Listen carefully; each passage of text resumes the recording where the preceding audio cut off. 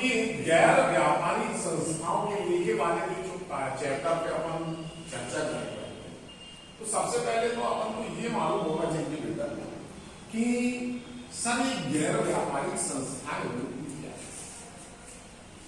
है। चैप्टर जब हम पढ़ रहे हैं तो चैप्टर का जो नाम है उसका अर्थ सबसे पहले हमको मालूम होना चाहिए, तभी हम आगे पढ़ पाएंगे। तो गैर व्यापारिक संस्थाओं के लेखे वाले जो पाठ में देखें, गैर व्यापारिक संस्थाओं को यदि हमको समझना है तो सबसे पहले हम व्यापारिक संस्थाएं क्या है इसको समझें। क्लास 11th में हमने आपको बताया था कि एक व्यापारिक संस्था माने ऐसी संस्था जो केवल और केवल लाभ कमाने के उद्देश्य से कार्य करती है, उस संस्था को हम व्यापारिक संस्था कहते हैं।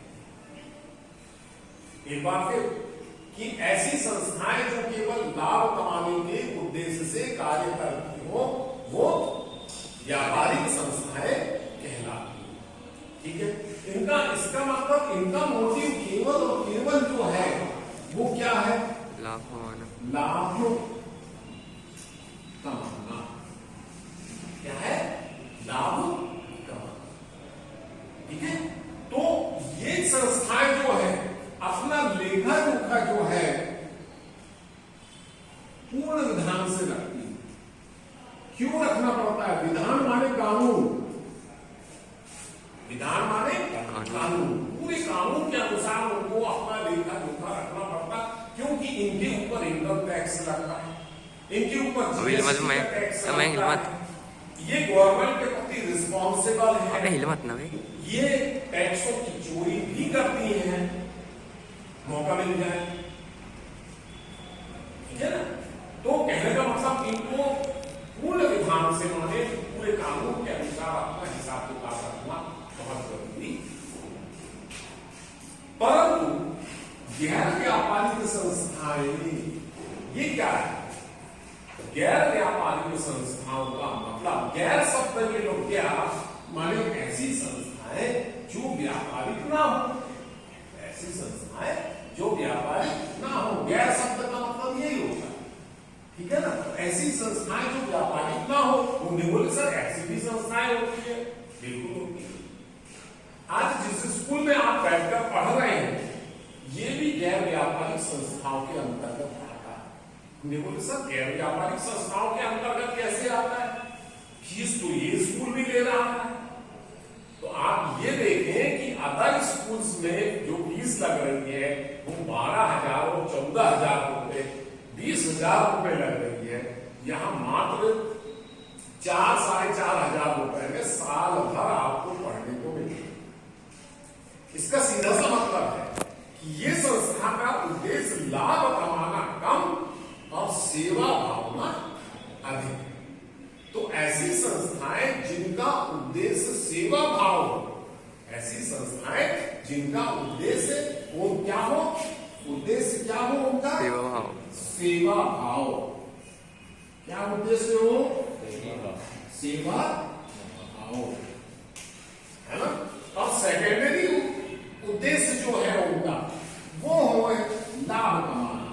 माने लाभ को ऐसी संस्थाएं कोई विशेष महत्व नहीं देती है। आई बात समझ में? तो थोड़ा ब्लैक बोर्ड में भी ध्यान देती हुए चलना है, वही बता हुआ है। तो इस तरीके से गैर व्यापारिक संस्थाएं जो है चूंकि आम जनता की सेवा कर रही है। अब इसके अंतर्गत आप अनेक संस्थाओं को देख सकते हैं, ऐसी संस्थाएं जो सेवा कर रही है। अब उसमें आप देखिए, मैं बहुत से उदाहरण दूंगा। वृद्धाश्रम,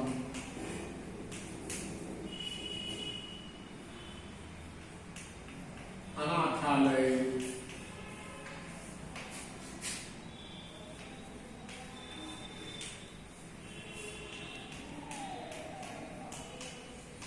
चिकित्सालय। कई चिकित्सालय ऐसे हैं नागपुर में, जब आप चले जाओ तो नागपुर में प्राइवेट में बड़ा पैसा लगता है, लाखों रुपए। लेकिन नागपुर में कई ऐसे धर्मार्थ चिकित्सालय हैं, सिखों के हैं, गुजरातियों के हैं जो कि कम पैसों में पूरी सुविधा गरीब लोगों को देंगे। और ये जो चिकित्सालय है, ये वृद्धाश्रम, ये अनाथाश्रम, ये जनता की चंदे पर चलते हैं, लोगों से चंदा लेते हैं, लोगों से दान लेते हैं, सरकार से भी पैसा लेते हैं, और इस तरीके से ये अपना संस्था का संचालन। अब विद्यार्थियों की दृष्टि से यदि देखें हम, तो इसमें खेल क्लब भी आता है। देखिए, खेल क्लब जो है, हमारे यहां प्लेटो क्लब है, सतपुड़ा क्लब है, ये खेल क्लब है। ये क्लब्स भी जो बने हुए हैं, ये विभिन्न दानदाताओं की मदद से बने हुए हैं, जहां पर प्लेग्राउंड है, खिलाड़ियों को नॉमिनल फीस में ट्रेनिंग की सुविधा है, वो खिलाड़ी वहां से ट्रेन होते हैं, ओलंपिक वगैरह जो होते हैं उसमें भी पार्टिसिपेट करते हैं। तो एक तरह से वहां के जो प्रभुत्व जीती है, माने अच्छे लोग जो है, धनवान लोग जो है, वो सोचते हैं कि हमारा पैसा हम कोई धर्म के काम में खर्च करें। तो कई लोग वृद्धाश्रम में दे देते, कई लोग अनाथाश्रम में दे देते, तो कई लोग उन्हें बोले साहब हम अपना पैसा खेल क्लब में दे, ताकि वहां पर नन्हे नन्हे बच्चे जो है गंदी हरकतों में जाने की बजाय खेल की ओर उनको जिंदगी से उनका स्वास्थ्य भी अच्छा हो, है ना, और खेल की सीखे हो, और आगे खेल के क्षेत्र में ही अपना भविष्य बनाए। तो इस तरीके से ये संस्थाएं क्या कहलाती हैं? गैर व्यापारिक संस्थाएं। उसे बोला करो, ठीक है?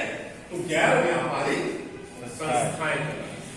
अब आपके मन में प्रश्न उठता है कि सर ये संस्थाएं जो है, ये तो बेचारी सेवा भाव कर रही है, ना इसे इनकम टैक्स पटाना है सर, ना इसे सेल टैक्स पटाना है सर, ना इसे जीएसटी पटाना है सर, ये तो जनता की सेवा के लिए है, तो फिर इनको हिसाब किताब रखने की जरूरत क्या? ये बात हम मान लेते हैं कि ऊपर वाली व्यापारिक संस्थाएं जो है, यहाँ ऊपर वाली व्यापारिक संस्थाएं जो है वो टोटल प्रॉफिट कमाने के लिए काम कर रही है, तो ठीक है भाई, कानून के अनुसार उनको लेखा करना जरूरी है, उनको जनरल बनाना जरूरी है, उनको खाता बनाना जरूरी है ना, उनको प्रॉफिट एंड लॉस अकाउंट बनाना जरूरी है, उनको चार्टर्ड अकाउंटेंट से अपना हिसाब किताब चेक कराना जरूरी है, और सरकार को अपना लेखा जोखा बताना भी जरूरी है, और ईमानदारी से अपना टैक्स पटाना भी जरूरी है।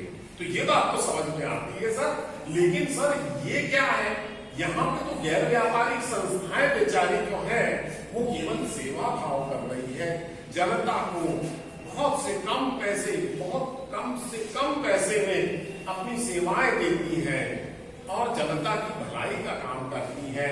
तो ऐसी सिचुएशन में इनके ऊपर तो कोई टैक्स नहीं लगता, लेकिन इन संस्थाओं को भी अपना हिसाब किताब रखना बहुत जरूरी है।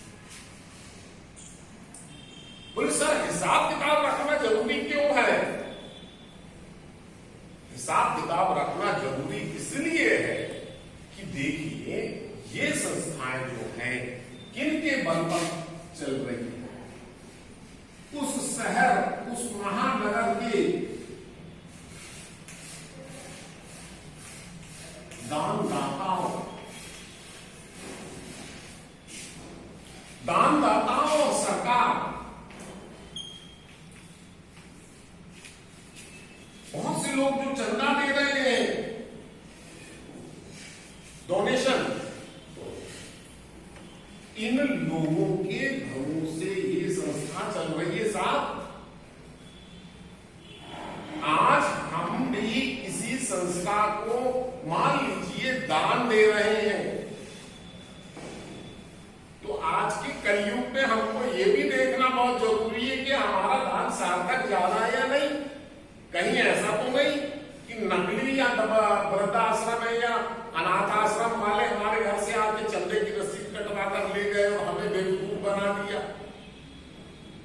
हमारे घर में प्रश्न आएगा, स्वाभाविक है कि हमारा हमारा जो दान का पैसा है, हमारा जो चंदा हम दे रहे हैं उस जिस संस्था को, वहां ईमानदारी से काम हो रहा है या नहीं, ये हमारे मन में प्रश्न आएगा। हमारे मन में प्रश्न आ रहा है तो दानदाताओं के मन में भी प्रश्न आएगा।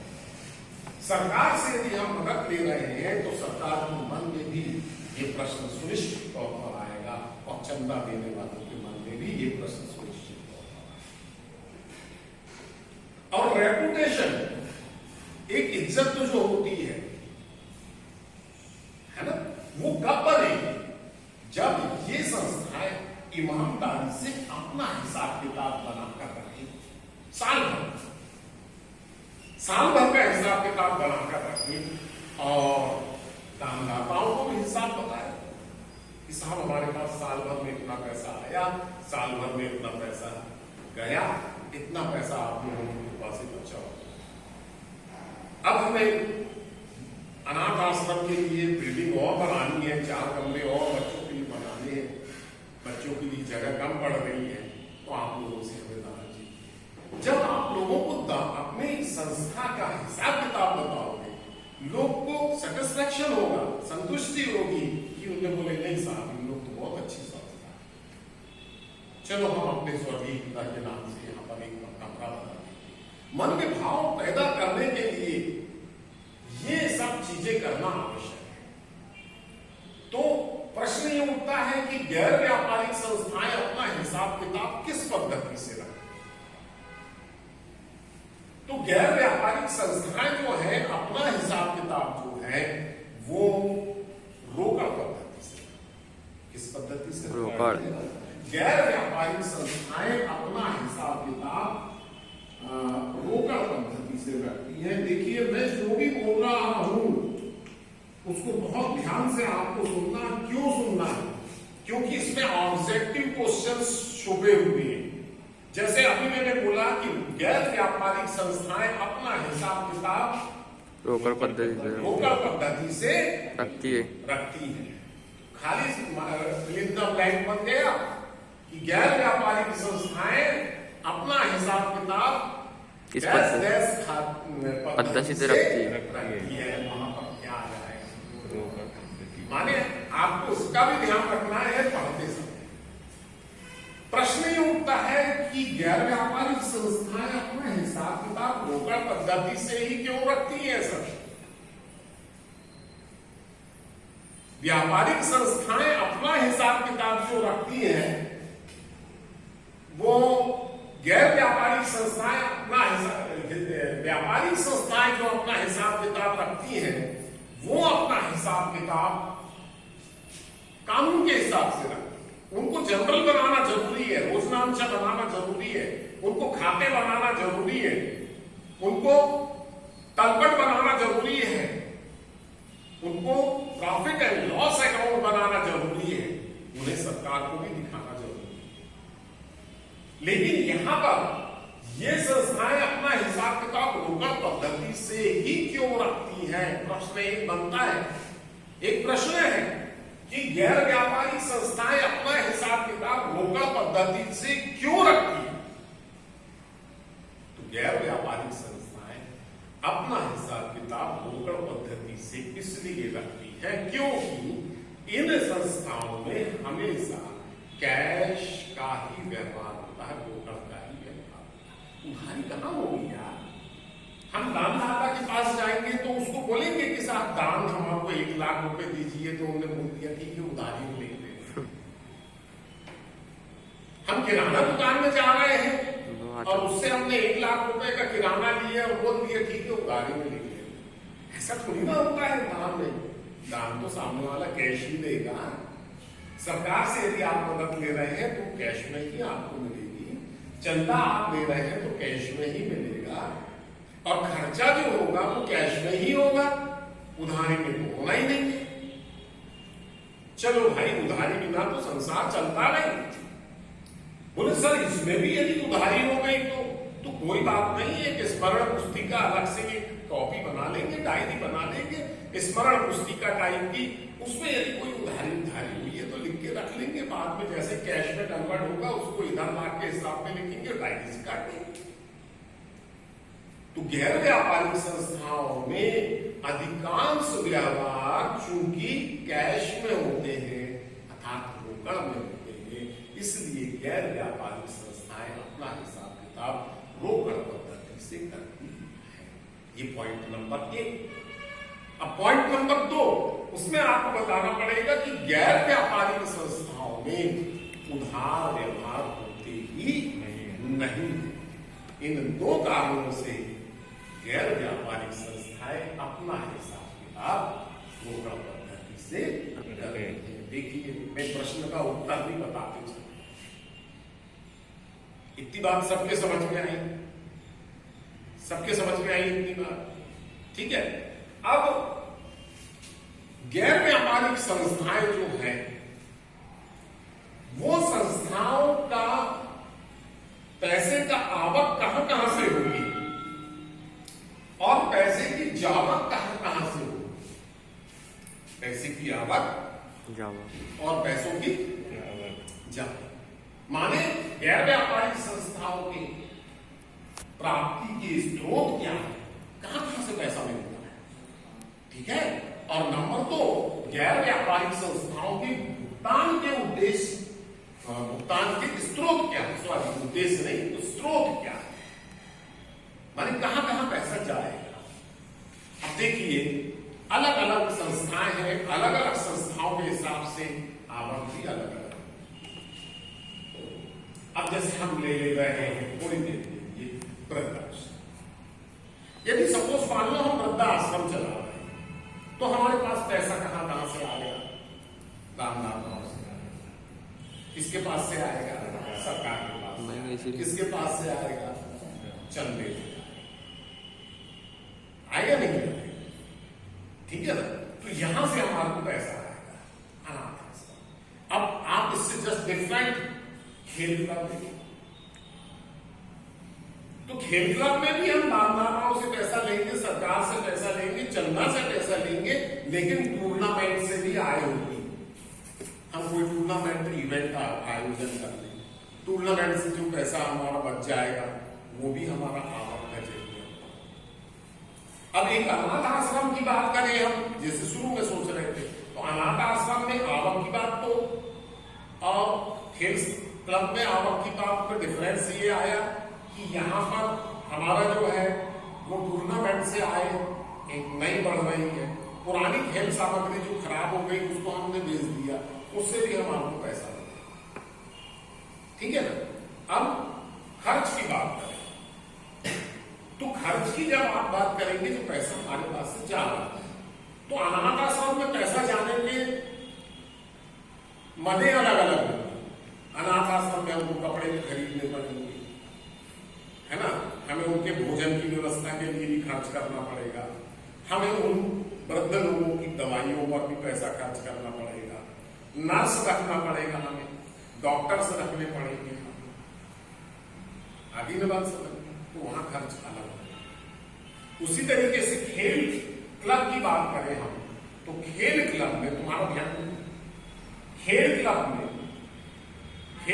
में हम देखें तो जावक के अलग पॉइंट है। हमको खेल सामग्री खरीदनी पड़ेगी, बिना खेल सामग्री के खेल खेल सकते हैं क्या? नहीं। वहां हमें समाचार पत्र भी डलवाने पड़ेंगे। ठीक है। तो यहां पर मरम्मत करवाना पड़ेगा, अनेक खर्च हैं। तो ये जो है गैर व्यापारिक संस्थाओं की प्राप्ति माने पैसा आपके पास आएगा। ठीक है। और भुगतान आपके पास से पैसा जाएगा। ये आपको आपकी ही पुस्तक में आप जरूर से देखेंगे कि इसमें गैर व्यापारिक संस्थाओं की प्राप्ति एवं भुगतान जो है, ये पृष्ठ क्रमांक आ रहा है 1.8 में नई पुस्तक। यहां पूरा इंग्लिश में दिया हुआ है कि कहां कहां से हमारे पास पैसे आते हैं और कहां कहां से हमारे पास से पैसे जाते हैं। यह आपको अपनी पुस्तक में बड़ी आसानी से मिलेगा। आज घर में आप जाकर कुछ इंग्लिश शब्द आपके समझ में नहीं आएंगे तो वो मैं बताने के लिए बैठा हूं, मैं बताऊंगा आपको। और जावा के भी कुछ इंग्लिश शब्द हैं जो आपके दिमाग में ना आए तो मैं उसका हिंदी अनुवाद आपको बताऊंगा। बाकी मेरे को ऐसा लगता है कि जब आप इसको देखेंगे तो इसमें से 80% चीजें आपके समझ में आ जाएगी, 20% तो कल आप घर से प्राप्ति और भुगतान का जैसे ये टेबल बना हुआ है वो घर से आप बनाकर लेके आएंगे और कल वही टेबल जो है मैं यहां पर आपको बनाकर दिखाऊंगा। आगे बात समझ में, इतना समझ में आया सबके? ठीक है, घर से